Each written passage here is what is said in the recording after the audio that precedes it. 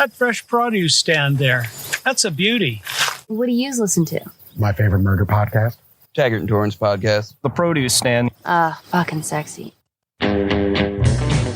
It's Taco Tuesday, and that means we are once again hanging out at the Produce Stand, a podcast covering everything in the universe.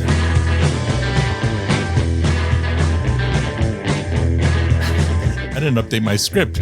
Now, I know what you're thinking. There are many other Letterkenny podcasts out there, but this one has Tanis on for the second straight day in a row. I'm Al, your host, and joining me in the room, as always, is the lovely Tanya. And online, we have Squirrely Matt. Unfortunately, Victor had work priorities, so he couldn't make it.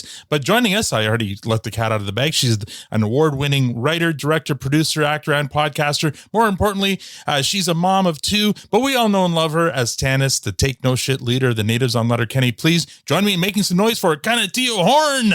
Wondrous! Oh my god! Oh my god! Oh my god! Wait! Oh my god! Oh my god! I regret nothing. Welcome back to the Produce and Kaniehtiio. Hello. Thanks for having me back. Oh, we appreciate it. And by the way, I don't know when this month it's happening, but you had mentioned that your birthday's coming up. So happy birthday. Thank you. It's actually on Saturday. Wow. Oh, happy birthday. Very cool. Anything big planned? For Saturday, I'm actually going to be at the Directors Guild Awards. So like on the day, and then they're bringing me I'm driving to Toronto, and then I'm going to stay in a hotel. So I was like, I checked to see if it had a pool first. And then I not invited, but like I'm going to bring the kids and my partner so they can like hang out in the pool while I do this thing. But it's cool because I'm going to be with my friend Eva, who is one of the producers on Seeds, and her birthday is also November 8th. So we're going to be there together at this event. On our birthday. So much fun. Yeah. Oh, that sounds like a great night. Now, yeah. And then my daughter's birthday is 5 days after that. And then my son's birthday is 10 days after that. So we're having, and then my sister's, so I'm turning 40. I'm turning 40. I didn't want to ask, but you'd said it in the last episode, so I wasn't turning afraid. 40. But the internet says I'm going to be 39 for some reason. I don't know why, but I think we went over that last time too. But so for my birthday and my sister's birthday, she's going to be 50. So we're going to celebrate together. She's going to be 50 on November 30th. Wow. So we're going to have a birthday together, and then at night, and then the next day have brunch for my two kids. Oh, I love so you guys are like a brunch birthday. Yeah. You guys are 10 years apart, but everyone on the same, it's like my family. My family's all June birthdays, but so it's okay. Yeah. So you guys are all in November. And I hope you roll into your 40s a little more gracefully than I did. Al and Tanya can attest. We won't get into it, but it'll just Matt got a little sloppy on his 40th. It was fun. Yeah. I don't think I'm allowed back at the local bowling alley. No. Oh, yeah. Ooh, bowling. That's a good idea. There you go. Next time. Yeah. I just want to dance. I literally am just like, I just want to dance. I just want to make a playlist, hire a DJ, and be like, I will be on the dance floor. And then the next day for my kid's birthday, I'm just going to have a little speaker and let them dance too. My son is like obsessed with dancing. So very good. Amazing. Oh, I love it. This past summer, I had my 50th. So we had a big bash too in the city. So down in Kensington Market. And dancing was involved. So was live music. Nice. Both my bands played, but it was a lot of fun. So where did they play? We played at a place called Trinity Commons in Kensington Market. Okay. Yeah. I think I know where that is. That was a good party, a lot of fun. I actually had a lot of our listeners come up from the U.S. to surprise me. It was quite the weekend. Wow. Yeah. Nice. Yeah. So these milestone birthdays, you gotta party them up. Yeah. If I didn't I feel bad because my partner turned 40 last year, but I was like 8 months pregnant and in the middle of like promoting the movie, and I was just like, I don't know what to do. Right. I don't got anything. I got nothing. Yeah. You're like, have fun. His sister like organized a dinner, so I like thank God for her. So Yeah, no, but I felt like I needed to do something. I would have regretted it. And I feel good. I feel good about Good. I don't feel like there's something different about our generation or something where it's like this 40s doesn't feel like the way they used to talk about 40, 20 years ago. You know what I mean? I'm just kind of like, whatever. Yeah, I don't know. To me, there was something weirdly, slightly exciting to be 40. I don't know why, but I'm like, all right, yeah, I'm now that guy. Yeah. And then I see people that are 40 in movies and TV, and I'm like, I feel like I look 20 years younger than them.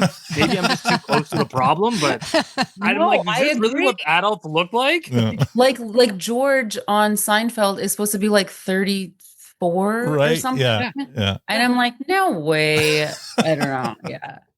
Yeah. Well, I'll say this. No concept of people's age. I'll say this because now that I've turned 50 and I'm wise, right? I was not looking forward to 40. But really? But and I mean, you know, Kaniehtiio, you've already done so much in your first 40 years. 40 was my favorite decade. It was my best decade. And I wasn't even looking forward to it. So hopefully, I mean, for me, the best was yet to come. Hopefully for you, the same happens. Yes. You know what? I was turning 40 and I had a 1-year-old. So I feel like having, I didn't feel old because I was still, you know, felt tired. I still felt young. There was not, it didn't really faze me for 40. Yeah, that's exactly kind of how I feel. And I would never do my 20s again.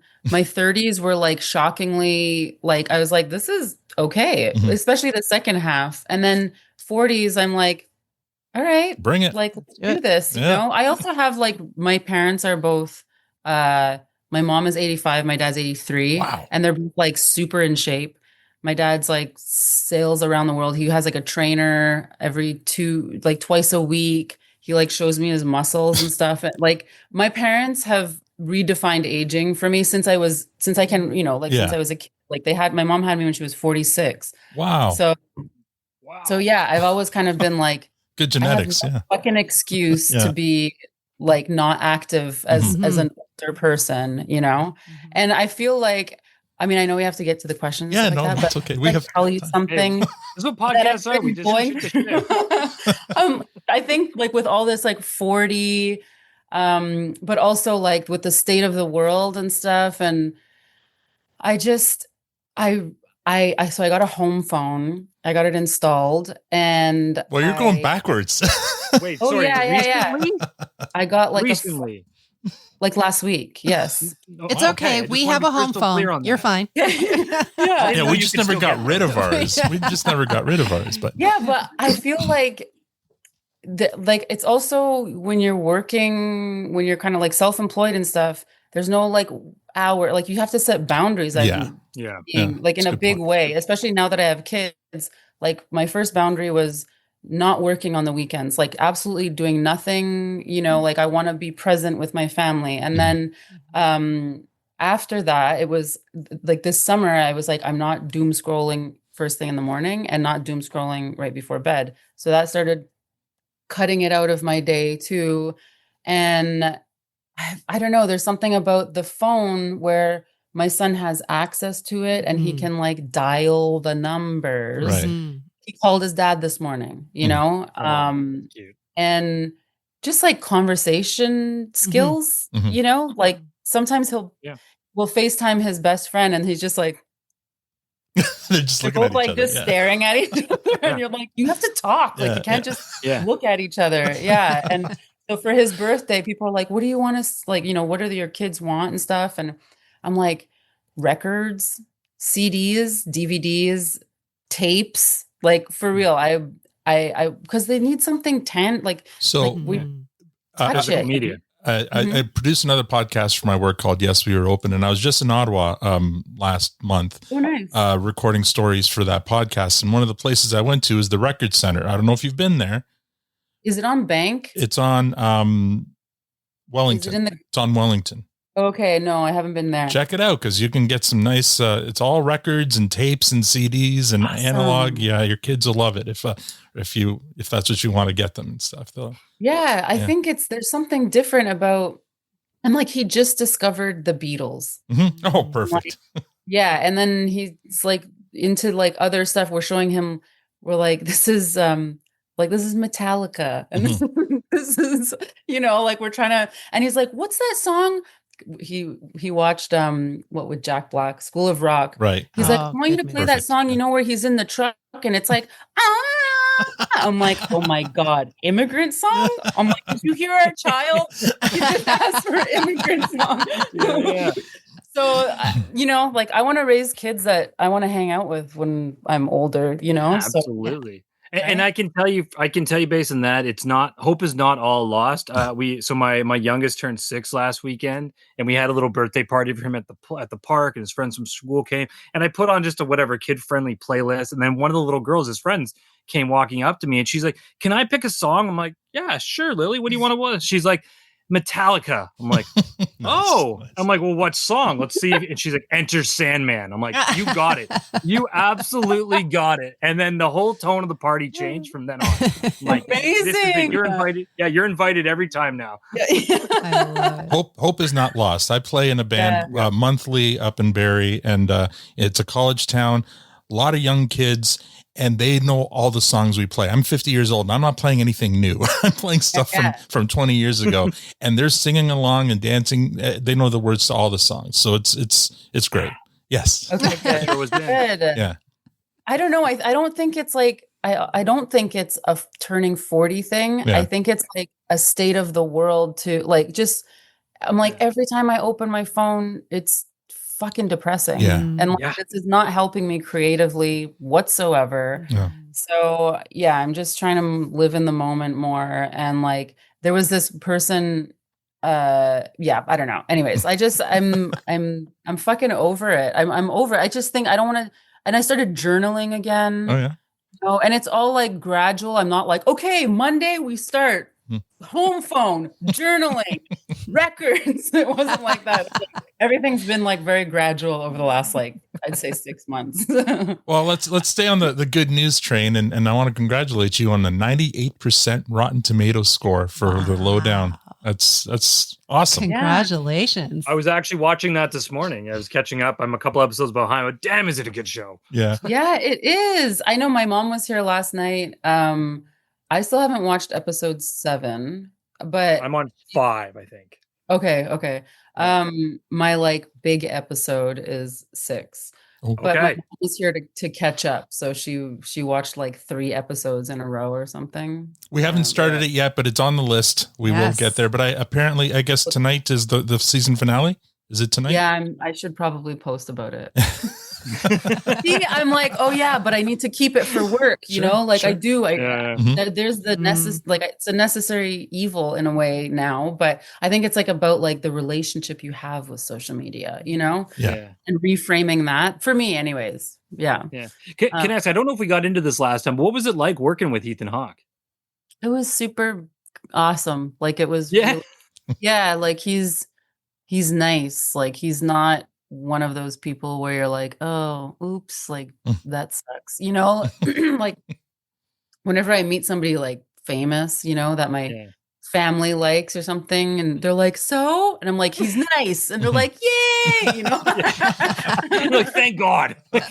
Yeah. And it was also just really fun to I love acting. That's my first absolute, and performing. It's my first love. And when I'm doing it, it's like you're playing, right? And so it was fun to play with somebody who's that good. It's just fun to play, so it was really, because basically all of my scenes are with him and maybe the other guy and my daughter, but so it's weird because there's all of these things are going on around in the show, but my storyline is just right, I never get to, I'm like, wow, it's cool to watch you from afar. All of the really big, Jean Triplehorn. Everybody's just so nice too. Everybody is a dream cast. Amazing. Well, it's fantastic. I can't wait to finish it. I can't wait to start it. It's been on my list. I've been waiting for Tanya to have enough energy to stay up long enough to watch a show. Our schedules. Yeah. I'm like asleep. I was in bed by at 8 o'clock last night. I'm like, I am tired. I'm Mhm. like, oh, it's 8 o'clock. Well, but that's like, so be it. You know, That's life now. Yeah. yeah. All right, so I'll pepper in some of these listener questions as we're chatting. But so, for Okay. example, Jeff from Maine, he's got a bunch of questions. This one here, this latest one. You've spent a lot of time in Montreal. Say the kids are with AXO for the night. What would be a good night out? What would a good night out look like if you were out on town? Where would you go? What would you eat? What would you do? That's Jeff from Maine wants to know. Oh my goodness. I feel like I used to go out in Montreal like 15, 20 years ago. I would know the things that were like the cool things. I don't really know the cool things anymore. And I also feel like the nightlife, it's a bit different now. Mhm. But I think a good night out would be have drinks somewhere. Okay, usually I would go on like Notre Dame, like in Griffintown. Okay. And then my favorite restaurant is Mano Cornuto, and that's like on Ottawa Street. It's like Griffintown-ish. Mhm. Yeah, I'd say Griffintown. And I'd go eat and then have a dessert somewhere and probably like go the hell home to bed. The idea of like going out, like I went to a concert like a couple months ago and I'm like, this is how many more songs do you think that they like, do you think this is the finale? How many albums did they put out? Yeah. Oh, You were so ready for 40. Right. I am now. I partied so fucking hard in my life that Yeah. I have no desire. Like, I'm not like, oh man, wow, what are they all doing out there? You know, while I'm stuck in here with the kids, I'm like, this is my happy place. So I'm Oh, good. yeah. Yeah. Are you already doing the thing where someone's like, oh, you want to go somewhere? And then you're like, wait, where is it? So for me, I'm right in Toronto, but I'm on the north end. So if someone's like, hey, you want to meet up and grab a beer? I'm like, hold on, where are you meeting? And they say somewhere downtown. I'm like, what day of the week? Friday. I'm not going down there on Friday. Absolutely. Like, let's grab lunch tomorrow afternoon by the airport, maybe. Yeah, and then done before 2 o'clock so I can beat the traffic. 100%. Oh yeah. That's way too much effort. Yeah. For us, it's let's have breakfast instead of going out and eating, like hooking up at the bar because I can't hear you anymore. Like, let's just have a conversation at breakfast. That sounds good to me. That's actually so nice. Yes. Yeah, exactly that. lovely. But do you remember when we used to go home smelling like cigarettes? Oh yeah. Yep. Yeah. I don't miss that. I don't miss that. Oh, the stink on your clothes. Ugh. Like in your hair, in your clothes, and yeah. Just being in a bar and being able to see the other end of the bar because there's no more smoke is so, you know. Yeah. I know. I remember the transition period where there was like they started introducing like smoking rooms in a bar and they'd like barricade it, which really did nothing. Because as soon as someone opened the door, the whole bar flooded with smoke. But it was like a strange time. I know. I used to work at this cafe in Montreal called Calories. It's on St. Catherine and Atwater-ish. And it was so small, like a very small cafe, but there was like a smoking section. It's like the smoking section is those tables and this is the non-smoking side. Like it just didn't make sense. Yeah. But they were transitioning out at that time while I was working there. So we used to have to tell people to like, sorry, like we didn't hand out ashtrays at the tables anymore. Like people would trip out now. Like I know. kids. Well, I mean, even like when I worked downtown for a bank, the Path. So the Path is an underground city, basically under Toronto. For our American listeners, it's like basically under. Well, there was this one room where you can go. So the Path is already underground, but then there was a room you can go if you didn't want to be outside because of because it's too cold. You'd walk in back when I was still smoking. It was disgusting. I'm not proud of it, but man, you'd walk in. I used to smoke too, it would just hit you right away. And now I'd probably walk in there and just feel sick. But back then, even now, when we were in Portugal, you're out on the beach sitting on the patio and you get a whiff of, but it's like, it's got to be like Marlboros. Like even Canadian cigarettes turn me off now, but Marlboros, that smell is like, oh man, I could have one right now. Yeah. Every once in a while, if I'm feeling like kind of good, like had a couple glasses of wine, who has a cigarette, I'm like, can I have come here. I've actually, being at the bar and listening to you play. And if there's a few drinks on board, it's like, maybe just blow in my face. Like just, just like, just Kanye, were you a smoker at one point too? Oh yeah, Yes, we both started and quit at the same that time. was surprising to me. I don't know why. No, it's like 10 years. no, she was, before when I children. first met her, she's like, I'm going to help you quit smoking. Quit smoking. And then she started smoking, and it was like, that didn't work. Yeah. Robbie from Idaho, he wants to know, what about your character Tanis is the most unlike you in the real life person? The most unlike me. Mm-hmm. I don't think I'm as I can be mean if I need to be, but I like to think I'm just not. A biopic? It's not like that. It's not like it's. Like I don't know what's the most not like me. There's probably a little bit of you in every role you play, right? Exactly. Mm-hmm. And like there's like amplified. Like I can't say Sure. like, oh, I wouldn't, yell at somebody the way but I would. Mm-hmm. One of my favorite moments of your character was, I think it's the Halloween episode when Bonnie McMurray comes out dressed as a native Canadian, and I will fight you. Yeah. I love that moment. I think I loved in the spelling bee episode. Yes. That's one of my favorite episodes. So when you were spelling out spelling from the top, you were putting on a pretty thick accent there. Was that on purpose? Yeah. Okay. Yeah. For that one, yeah. For all of the letters, because I was just like, I'm just gonna amplify my Ganawake accent, which is like, oh, is that what that was? Okay. It's like a mix between. It's weird, the accent here, because some people it will be a bit more heavy, or sometimes like if I'm just with my boyfriend for like 3 days in a row, it slips back. Just us talking, I'm like, holy fuck! It's like, and especially since I've moved back and like been spending a lot more time here, my accent really comes out a lot more. But it's like a mix between like a French, like there's a bit of like people say like "da" or "tree," like if they're not, like if you're being like lazy. But yeah, the accent's pretty hard. Do you get a lot of flack from your like American counterparts, when they hear your Canadian accent come out? And I mean, there's so many hanging out with them. Yeah.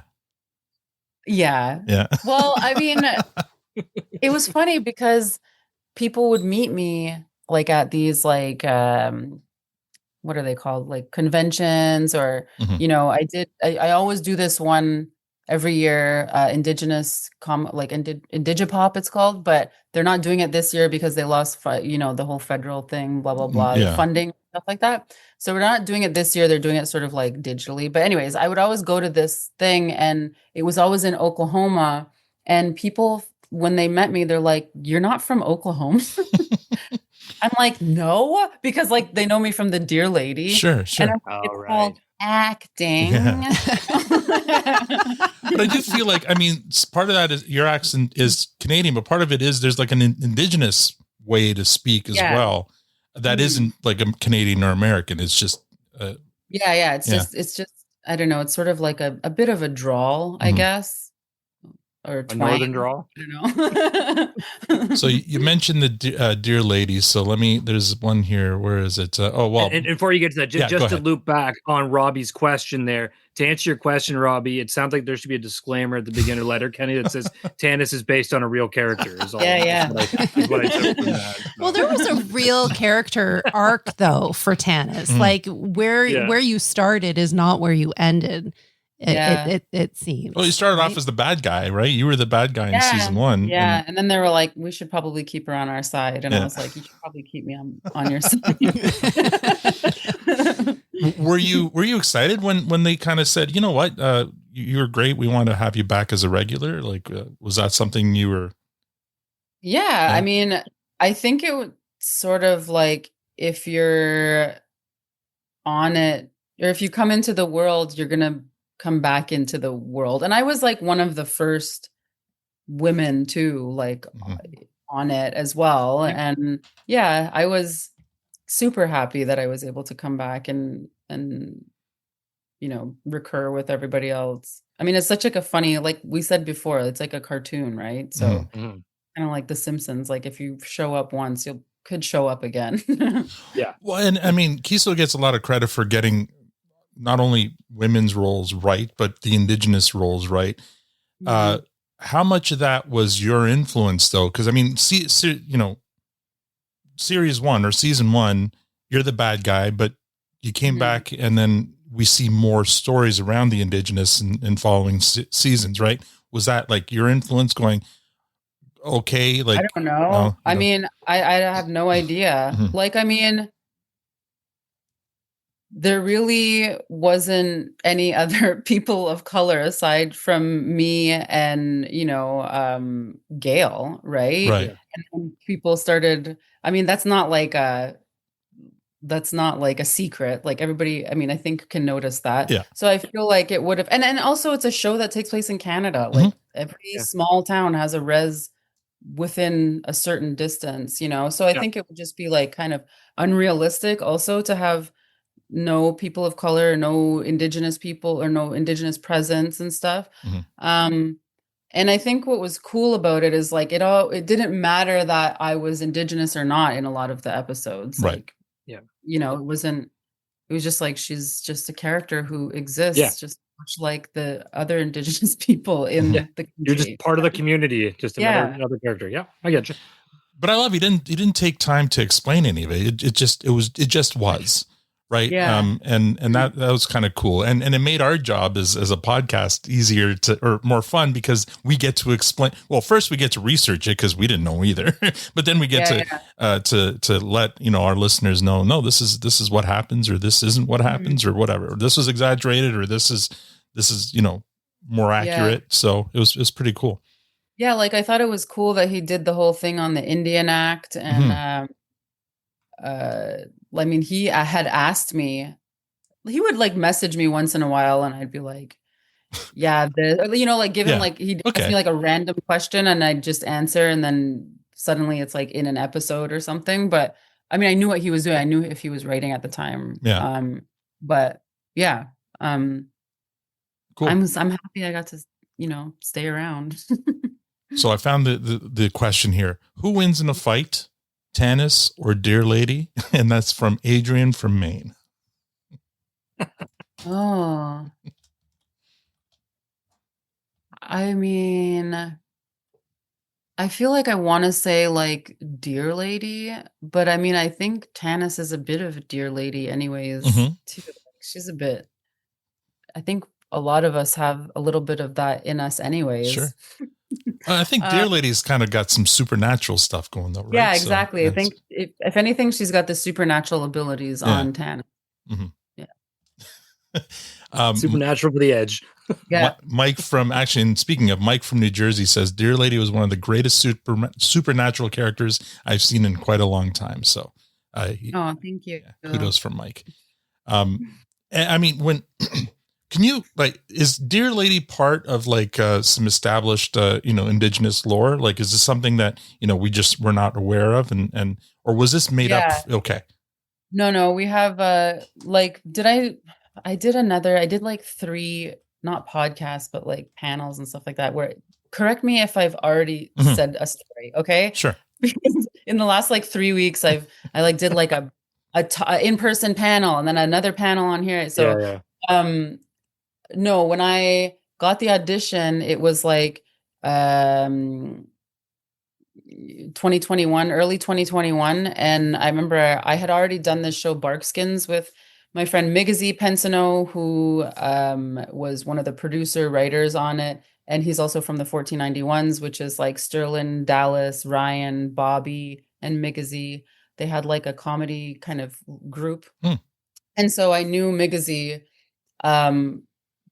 I had already known him, but we had worked together on Barkskins for 6 months and gotten pretty close. And then so when I got this audition a year later for Res Dogs, and I was like, I better fucking get a part on Sterling's goddamn show. But I had also just had a baby and it was the pandemic. So I was like, I know I'm not the first choice because I'm probably a pain in the ass to anyways. So when I got the audition, it was for Dear Lady. I was like, oh, finally, I got a fucking audition. So I'm like, what the fuck is Dear Lady? I called Migazy and he was like, well, they have this, he's like, not my people, but like Sterling's people and a lot of people in Oklahoma and the area have this legend about this being, this who has hooves and you'll see them on the side, see her on the side of the road, or like it's kind of like used as a warning and this and that. I was like, oh, I'm like, we have that. We have the hoof lady. Like we literally have the hoof lady. Right. So I was like, that's so interesting. But I mean, if you know the history, a lot of the tribes that are in Oklahoma originated in the East Coast, but then President Jackson, I believed it was, who made the who forced them all to relocate and made them walk, and it's called the Trail of Tears. So they all walked from like the Seminole, like Florida, a lot of the Cherokee, he's like Muskogee Creek. So like all these tribes, were forced to walk. And so that would make sense that we kind of share in some of our old like supernatural beings and stories and creation stories and stuff like that. Yeah. So I was like, oh, the hoof lady, I got this. So then, yeah. Okay. Well, sorry, go on. I'm sorry, really quick. So Res Dogs, so thank you for that. That's awesome to hear sort of some of the background of that.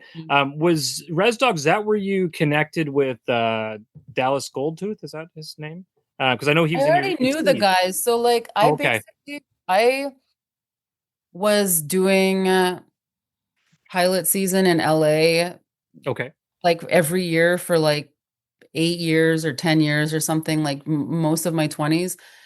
And I remember one year I was just like, fuck this. Like, it's not fun. Pilot season is not fucking fun. Yeah. And I was at home or at the apartment that I was staying at. And I just started like watching all of these 1491s, YouTube videos. So they had all these YouTube videos, just like sketch. And I had already, I believe, been on when did Letterkenny start? 2015. 2015? I think so, yeah. 2015, 2016? Really?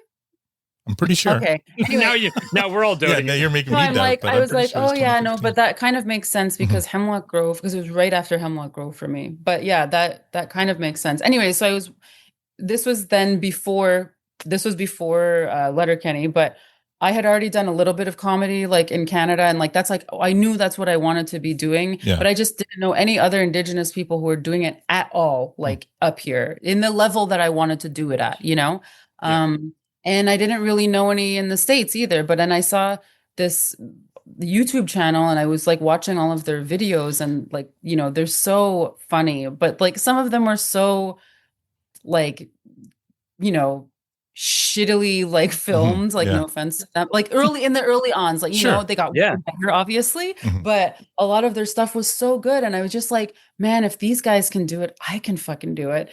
And I ended up that was like, I don't know, February, March or something of, I think 2012, and then I just sat and I like started writing this short film about working in a cigarette store, and then so I made the film called The Smoke Shack.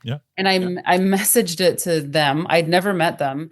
And I was like, hey, I just want you to know, like, I was really inspired by you guys, like watching your channel. And I ended up like making this short and I won an award for it here. Like here, I just wanted to share it with you guys. And then from there, we ended up going to the first Indigenous Comic-Con. It was in Albuquerque, New Mexico. I was invited because of Assassin's Creed 3. Like that's how people in the States knew me more. Sure. Again, because Letterkenny hadn't come out yet. And then there was Hemlock Grove, which some people knew. So then we met in person. We all met in person, me and the 1491s, like in, I don't know, it was maybe 2015. I don't remember when the first Indigenous Comic-Con was. And then I had started to do Letterkenny and stuff like that. But that's where I met them all. And then, I sort of like maintained friendships with them. And I also met, I believe I met Sterling actually before that at Imaginative, which is a huge Indigenous film festival in Toronto. So we hung out like, like Taika Waititi was there. Like he's just like a dude, like back in the day. And because that's kind of our generation. Like he was a bit older. But yeah, we were all, the Indigenous film community is like pretty small and like tight knit, especially like my age and up. Well, other than Dear Lady, Dallas's role in Reservation Dogs is whenever he came on screen, we were so happy. So if you look in the lowdown, so you've been watching the lowdown, in the little cafe or the diner that they eat in, there is this wallpaper that's there. Okay. And it's wallpaper that was created specifically for it, but it's this. I stole this pillow from the opening party. So there's amazing. Dallas. Yeah, there he is. There's That's awesome. The dear lady. Well, the dear lady. There's I think it's West Studi fishing. And so this is that's awesome. It's like a nice little tie-in. I'm gonna look for that next time. Yeah, that's great. So you mentioned bark skins, and that kind of leads into a question from Mike from New Jersey, who was a high school history teacher. And he says, as a history teacher in the States, I enjoyed bark skins very much and was sad it only had one season. French colonization isn't a big part of the curriculum here, as the English are, in the area of attempts to downplay things that are perceived to cast groups in a negative way. Authenticity matters. On the topic of authentic Indigenous representation, how significant is it that you've been able to bring a wider knowledge and truer experience of what it is to be Indigenous to a larger audience? So thanks, Mike, for the very verbose question, but very professor. Yes. Yeah.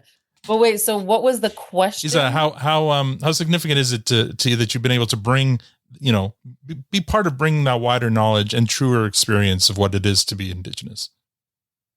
I mean, yeah, it's an honor. It's sort of not something that like you set out to do. I wasn't like, I want to become an actress and like change everybody's idea of what Indigenous people are. I'm like, I just wanted to act, know?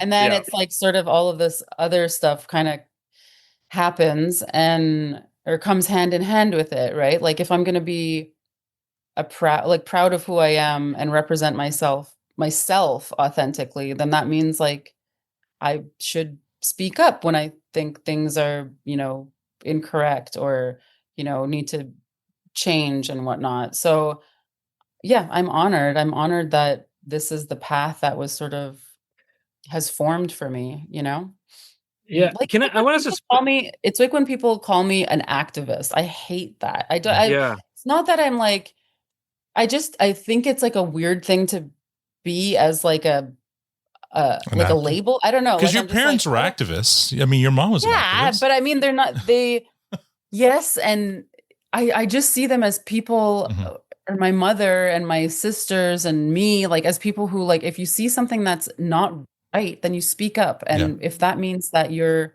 an activist, like, I guess I'm an activist, but I think I also am turned off by that word because in like the last like 10, 15 years, it became like such like a cool thing to like be an activist and like, and like a lot of people are just like coming to about all of these horrible things that are happening. And like, and I'm talking about even in the Indigenous community, like suddenly like everybody's on the front lines with their fists in the air, but like, what real things are you doing to make change instead of, I guess I don't like performative activism is what I'm saying. Yeah. And it's just, it's kind of everywhere, That's I'm not fair. just like trying to shit on, Yeah.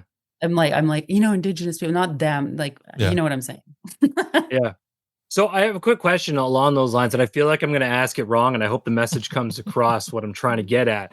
So, you've hinted at a couple times around how, you're proud to be that. And I get that. It makes complete sense. And it's Indigenous relations, everything is very topical these days. But is there ever a point where you're just like, I'm tired of talking about it. Like, I just want to be me. I just enjoy acting. I just want to play it. Or are you happy to be that voice constantly? Or is it somewhere between? You know what I mean? Like, Is there It's probably in like just, between. I get it. Like, Yeah. yeah, it's in between because when I was up for the role of Samantha in The Lowdown, like so like I'm white passing, you know, and that made me, I think, work like my ass off because I felt like the girls that I was in competition with were like every woman, you know, every girl, Yeah. like when I got out of theater school and everything. And then I saw myself kind of be like, you know, half, like started playing Indigenous roles and then also non-Indigenous and or like not said really, you know. And so then when I got and then like when I looked at my resume in the last like 5, 6, 7 years, like it's so much big indigenous, you know, I'm proud of it. Like I'm proud of Yeah.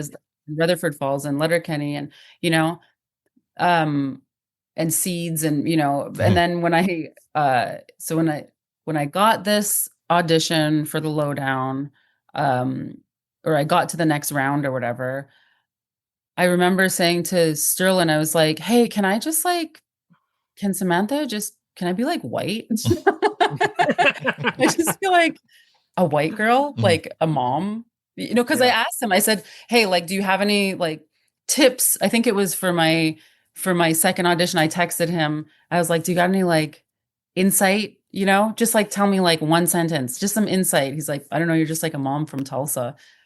I'm like, okay, cool. That's all I need. And then so so I was like, can I just be like white, like or like not said, Sure. you know, like I don't want it to be. I'm just a woman who has a complicated relationship with her ex, and they have a child together. And you know, who knows? Maybe down the road something might, you know, transpire, and we find out who her parents are and everything. But I really just wanted to just act. I just wanted to fucking act, you know? Not that, you know, things like Res Dogs and Rutherford Falls aren't acting, but it's like you're still also carrying the weight of a lot of stuff, you know? And and even in the comedies, right? Well, I was just about to bring up the comedies because you said something in your last visit and it was kind of alluded to again today is, can we just also not just tell stories about our trauma, but also like stories that maybe can make you laugh? And I mean, one show that Tanya and I really got into was North of North. And that's what it was. Like, that's them saying, hey, this is comedy. We're not here to make you feel bad about colonialism. We're here to tell you funny stories about life up in Iqaluit. And we loved it. It was so much fun to watch. Oh, I'm so glad that people love it. Yeah. They were trying to make that show for years. Like we would hear about this fucking show. Yeah. I'm like, what's going on with that show up north, you know? And then finally I'm so glad. And like, it's been so well received. So yeah. Would you ever go up there if they ever said, oh, we could use a, you know, guest starring role? Not like with the baby right now, like in like, maybe in like a year or two, you know, but I think there was somebody had mentioned like, oh, I think they suggested you for something. I was like, I'm not going to Iqaluit with a baby. I'm sorry. But yeah. Yeah, I hope that answers the question. Yeah, it does. And again, I think we need to see more of those, just comedies, just, you know, slices of life, I think well, I think Reservation Dogs was a lot of that too, like slices of life. But even that, like I noticed his vibe on The Lowdown. I mean, we even spoke about it. Like there's just less weight and responsibility in a way. With him kind of making a show about not only Indigenous people and the Indigenous experience in America, but like he's telling a different story, you know, that takes place in Tulsa, a town that he loved. It's still also very much a part of him, but it's not, like weighted in all of this representation kind of political sort of thing, you know? All right. How about some lighter questions then? Okay. Tobias from Missouri. Do you drive Zambo? I do not. But I was just saying, I was like, I don't know if Zamboni is like considered a trade, but I was like, My kids are getting fucking trades. Mhm, You know, mhm. I was like, I don't care what they are, but they're getting a trade. I wish I got a trade. I wish I like learned how to cut hair or Right. something, you Yeah. know, because people will always want their haircut, even Yep. in the worst times. Mhm. Like, And there's no you know? AI hair cutting yet. Exactly. Like somebody, you know, if all shit hits the fan, I could have been like, Yeah. you know, somebody would trade me a can of soup for a haircut or something. There's still time. There's I still time. know. Get out there. I've been cutting my kids' hair, and you know they don't always work out, but sometimes they do. Oh my goodness, with a bowl. No, I've never used a bowl. I've got a technique. It just I flip the hair one way, shave, flip it the other, There you and go. then I use a little gel and I put it right up the top so it stays, and then I cut down the middle, and That's it's fantastic. very impressive, actually. Thank you. Yeah. I'm actually really impressed. Tobias had a part 2 to his question. What's the closest relationship on the Letterkenny cast and crew that you have to this day? Jacob Tierney. Yeah. Yeah. I mean, I knew him going into it, and I, you know, like he's like my big brother. Mhm. Yeah. And like, you know, when things are, and I don't know, like I think I'm also like my age, a lot of the cast, not all of them, but like a big core of the guys are a bit like a few years younger than me, you Mhm. know, and Michelle too. And then Jacob was like, I feel like I was sort of in the middle, like where Jared is Sure. a little bit too, but yeah. So I feel like I had more in common a bit with like Jacob, also like Montreal and stuff like that. Yeah, he's got a steamy new show that's on Crave. I know. I haven't watched any of that yet, but it looks he's editing right now. Yeah. it looks promising for sure. Getting a lot of notice. Great, good. Yeah. How do you feel? This is from Trollinger in England. He wants to know, how do you feel about being able to make Tanis one of the most badass women in television? So those are his words. Tanis is one of the most badass characters on television, according to Trollinger. I mean, I feel pretty awesome. I mean, what do you want me to say? Yeah. It's awesome. Yeah. That's fucking cool. And it's really nice that you think that she's such a badass. So do you ever think of, you know, I mean, actors are always looking for challenges. So you ever think of maybe finding a damsel in distress role and doing one of those? Or Well, I mean, have you ever done one? I don't even know if you have. Like, not really. Mhm.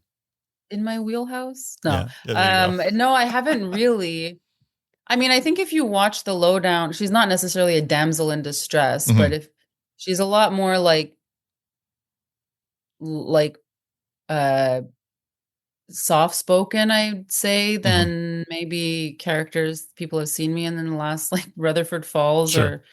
or Dear Lady and stuff like that. So yeah, she's a bit more soft spoken, but I did just go for this. Like I was pretty close to this movie and I put myself on tape for it. Like I had met with the director and then they were like, okay, like we talked about the character and then they were like, okay, put yourself on tape.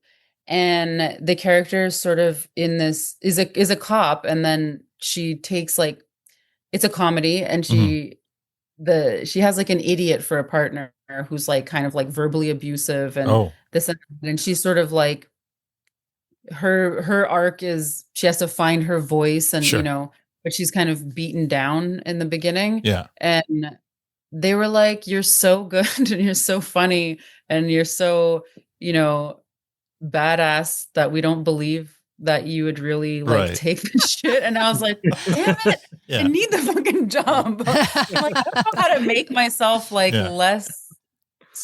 I don't know. Yeah. He was like, you're just so confident in like how you talk and stuff. We're just waiting for you to punch him. Like, right? Yeah. I was like, that's my bad. I don't know. Yeah.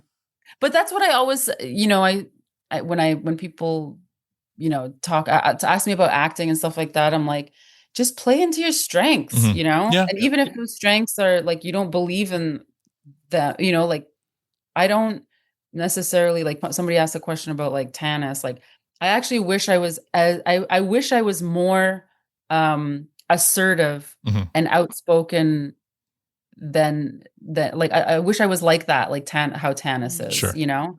But I'm not like that in real life. Like, you know, I'm not like just fucking biting everyone's head off who like comes by, you know, it pisses me off. I try and choose my battles. We can't all go around with well armed with scripts written like they did in Letterkenny. Yeah. Exactly. Everyone wanted to be like the wisecracking from the 80s, you know, Rat Pack, those kind of scripts and stuff like that. But no one could actually do it in real life. Like, exactly. Jeff from Maine, what is the experience like working for big productions like Supernatural and then for smaller projects like Letterkenny and Reservation Dogs? What was the question? What's the experience like, or what's the main difference? Maybe which one do you prefer? I like both of them for their own reasons, you know. I think in Canada we have the luxury, I would say, of being able to be on both, you know, because so many big American productions will shoot here. We get to go and we get to experience early on in our careers, you know, what that's like a humongous production. And then you do like a Friends movie, and you do a, you know, like you help out your friend, or you do like a web series, and, you know, and I was always sort of taught to just like get as much experience as you can, you know? So that's why my resume is like fucking crazy. But I remember going to LA for my first pilot season and sitting in a room with all of these other girls and who were like skinnier than me. And I'm like, I was pretty skinny and like blonde, like just like it was my first experience of like LA. I was like, what the fuck is this? And LA. LA. And I remember looking at the girls, like, because you used to have to like go in person in real life with a headshot and a resume, and you'd have it and then you'd give it to them. Anyways, I remember like, but you'd be sitting in there, and I remember looking over, and like this girl, her fucking resume had one thing. Yeah. And I think I had 19 by the time I went down to LA. Yeah. Yeah. So I don't know. I appreciate each, and I think getting experience in huge productions and smaller productions can only just benefit you, you know, just, and it gives you appreciation, like fucking appreciation. If there's like one guy doing craft on like a small production, you know, it's like, shut up and wait your turn, or pour your coffee, or, you know? Yeah. So, What's the most intimidating set you've ever stepped onto? The most intimidating set, if relevant to you, maybe you just walk in all boss bitch and you're like, yep, nope. But you know what? Supernatural, because they had like a thing like they had been going for a while, and was it 15 seasons or something crazy like that? But I went in on like season 9 or something. I don't know, but like midway somewhere, they had already gone for a bazillion seasons. They already had like a crazy fan base. I had no idea. I literally, I'm like, I don't know. I didn't watch TV. One sec. Oh, we have somebody off camera asking questions. We've got 4 minutes to go, so get your last questions ready. I thought it was just like very like they had a family, and I was just like, oh shit. And then I didn't watch any Supernatural for that. I was like, uh-oh, everybody, there's something going on here that I'm not privy to, but I did good. So did you at least know who the lead characters were? Yeah, I knew them. Yeah. But then my sister was like, get a picture of the car. Get a picture of the car. I'm like, what car? Right, yeah, and then, I have no idea. And then I saw it, and I was like, I didn't get a picture of the car. Oopsie. One second. Yeah, no worries. 2 seconds. That's so funny. What car? I don't even know. I've never watched Supernatural, so I don't know. Yeah. I've watched a couple episodes, but it's not my thing personally. Yeah. Okay. Hey. All right. Well, I mean, we're down to our last few questions. We've drained the swamp with all our listeners' questions. So I'll just give my co-hosts here a chance to say anything. Tanya, did you have anything you wanted to say? I just want to say how much I appreciate you. I remember asking for more women to come on our show because you were such an inspiration. We were talking about Tanis and her character and how she brought that badass kind of, standing up for herself always and not backing down. And it was, you brought so much to that character and was an inspiration. Absolutely. So thank you so much for all that you did for that. Thank you. Matt? Yeah, I don't necessarily have any questions. This is fantastic. I love that you came back for a second one. I can echo a bit of what Tanya was saying. And that was, when we started this podcast a few years ago, we really didn't know what to expect. And then we started getting yeses on interviews, but that was a hot topic for us. Like, we really want to get the badass women on these shows to come on, and it was very challenging early. And then we literally had to corner Kiso. Yeah, maybe just a little bit. Yeah, maybe just a little. It was tough, but I don't think it was till Shorzy went that we started getting any of the female cast members on, and then it started opening up the doors. So we definitely appreciate you coming on, not giving us one, but giving us two. And we love to have you on anytime you want. If you just want to come and hang out for an hour, this stuff is so much fun for us. Or promote your next project. We're happy to do that. Okay. Yeah, for sure. I mean, I have your email. Yeah.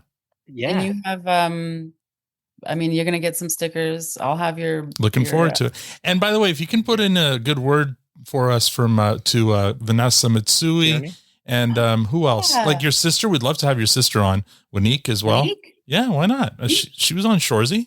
I mean, oh, true. So, oh my God, I can't believe you forgot that. She is a busy woman. Oh no, you froze. We're frozen. That's all right. Oh, everybody's frozen. Oh shit. Matt's frozen. Okay, too. thank God I'm still recording. So, oh no. Hold on 1 second. I need to approve sign-in request here. One moment, please. I feel like there should be one of those. We'll be back and. No, I'm not. I don't like editing. So let's see if we've lost them. Oh no, they're gone. Oh shoot. That's all right. I'm going to play us off here with the what's the song here? With our favorite song. Yes, You're a Man. Thank you so much. Thank you so much, Kaniehtiio and Matt. We'll talk to you later. Oh, they're back. You're muted. Oh, we're muted. Okay, hold on. I had started the closing theme because I thought we'd lost you guys for good. No, So we were just sorry. hanging out. Yeah. Thank you for not hanging up. Anyway, Yeah. I just wanted to echo Matt and Tanya's words. Thank you for coming back, Kaniehtiio, and for doing this. Thank you for staying on, even though I lost you for a bit there. Yeah, we were chatting. You said I wanted to move it up half an hour, and then what were you going to say? Oh, yeah. So sorry. He asked if we want to move up half an hour, and I said, I guess let's do all the things that she wants to do. And then I'll respond to saying, "What are you going to tell her?" No, I said, I saw seeds. So Yeah. She will literally eat your heart out. I'll reach out. Yeah, in the next few months, if I just have like a spare time to hang out, which I pretty much do. It's just like juggling between the children. Yes. Okay, I gotta go because my childcare is here, No problem. Thank you. Have a great birthday in the city next week, and good luck with the awards. Hey, thank you. All right. Bye. See ya. Bye. Take care. All right. Let's. I'm gonna restart this sucker. Well done, Al. So I've now learned that my computer doesn't like us going more than an hour on Zoom without asking me to redo something. So that's what happened there. I don't know. Anyway, That's all we have for this episode. If you'd like to support the podcast, become a patron or tell a friend. Also, follow us on Blue Sky at protostandpod.com. Thank you for joining us. We're off to have... No, we're not going to have puppers with our new friend Kaniehtiio because she's already gone, but maybe we'll have lunch with each other since it is lunchtime. On behalf of Kaniehtiio, Tanya, Matt, and myself, thank you for listening and have a great week. I'll be your man. Oh, man.